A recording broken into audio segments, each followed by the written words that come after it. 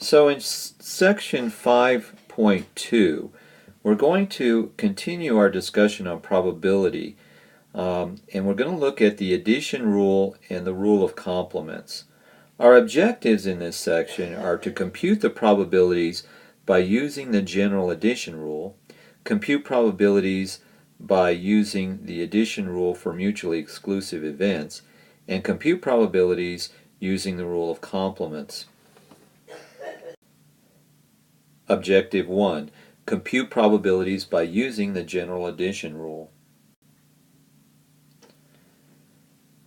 So using the general addition rule for events A or B. A compound event is an event that is formed by combining two or more events. One type of compound event is the form A or B. The event A or B occurs whenever A occurs, B occurs, or A and B both occur.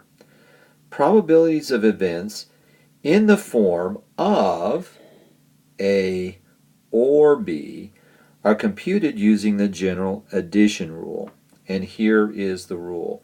For any two events, A and B, the probability of A or B equals the probability of A plus the probability of B, subtracting off the probability of A and B occurring at the same time.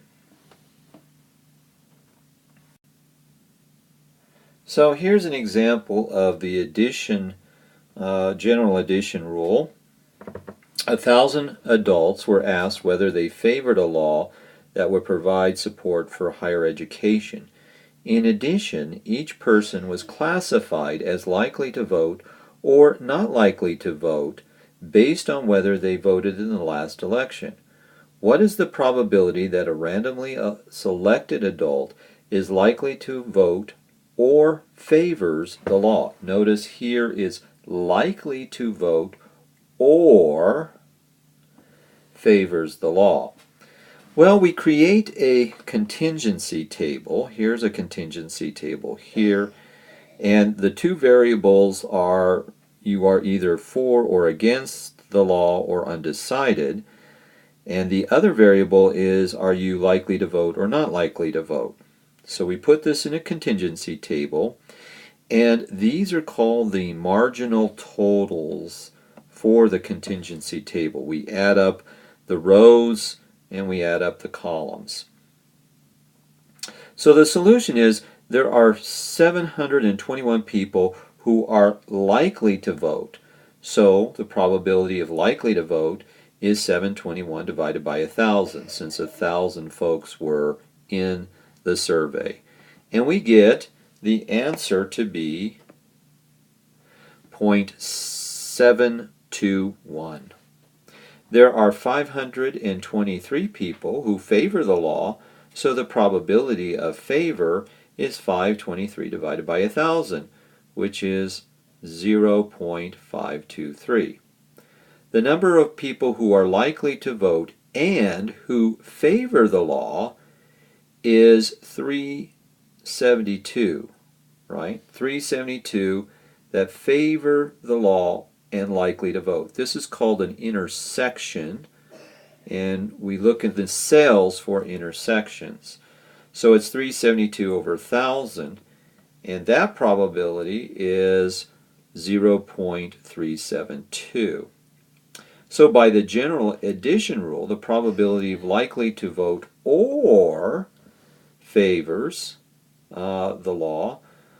So we do the probability likely to vote plus the probability that favors the law and minus the probability to vote and favors the law, and we get the following information. We just subtract the two probabilities, or we add the two major probabilities and we subtract the intersection, and we get that the probability to likely to vote or favors the law is 0.872.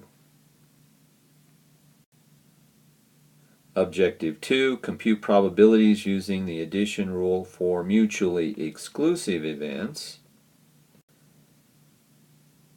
So for mutually exclusive events, we can show this best by using Venn diagrams. Venn diagrams. I think there may be an H in there. Maybe it's V, H, E, N, N, whatever. In any event, we have mutually exclusive events are those where the events are impossible to occur for both events, and here are mutually exclusive events.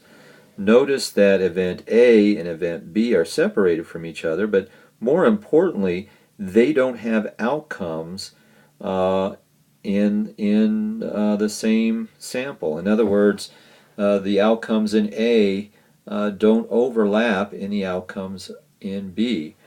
So in not mutually exclusive events, we have outcomes that do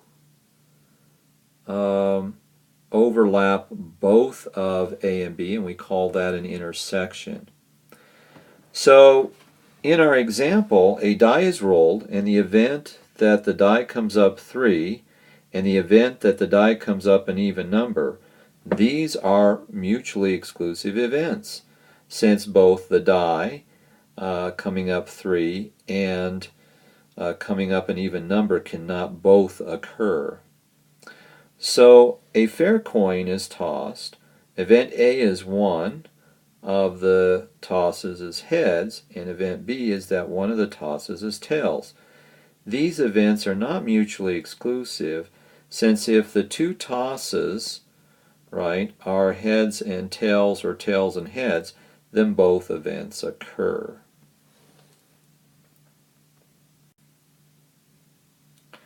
So the addition rule for mutually exclusive events. If event A and B are mutually exclusive, then the probability of A and B equals 0, and this makes sense because they don't have any outcomes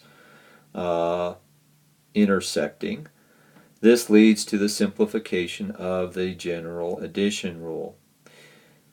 So if A and B are mutually exclusive events, then the probability of A or B is just the probability of A plus the probability of B, right? And again, we note for mutually exclusive events, the outcomes in event A can't occur in event B. Here's an example of the mutually exclusive addition rule. In 2012 Olympic Games, a total of 10,735 athletes participated. Of these, 530 represented the United States, 277 represented Canada, and 102 represented Mexico. What's the probability that an Olympic athlete chosen at random represents the U.S. or Canada? These events are mutually exclusive because it's impossible to compete for both the U.S. and Canada. So the probability of the U.S. or Canada is just the probability of competing for the U.S. plus the probability of competing for Canada.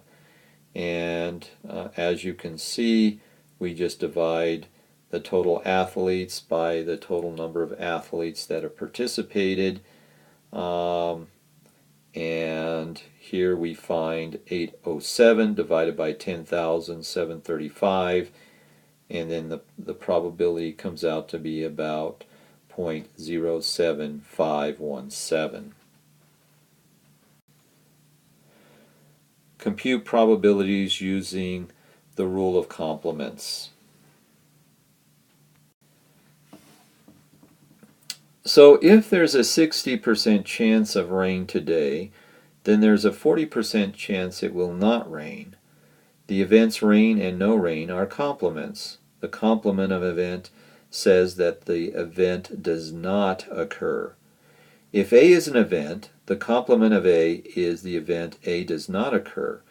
And we denote that complement as A, C, or sometimes we see it as a prime. Example, 200 students were enrolled in statistics class. Find the complement of the following events. Exactly 50 of them are business major. The complement is that the number of business majors is not 50. More than 50 of them are business majors. The complement is that 50 or fewer are business majors.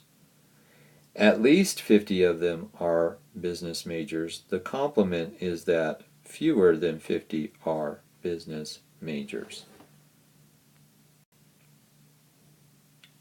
The rule of the complement is following. The probability of not event A is equal to 1 minus the probability of event A.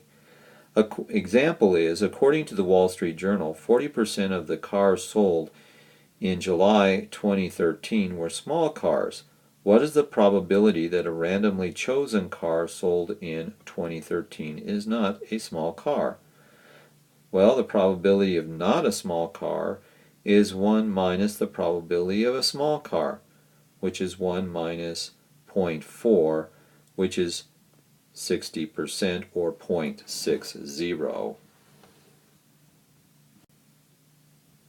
So, in this chapter, you should know how to use the general rule to compute probabilities of event in the form of A or B.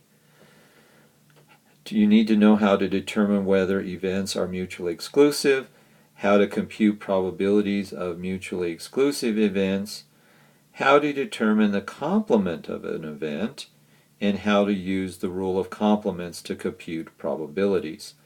Well, this concludes section 5-3. We'll be looking at some problems in class, and then our next chapter will be section 5.3.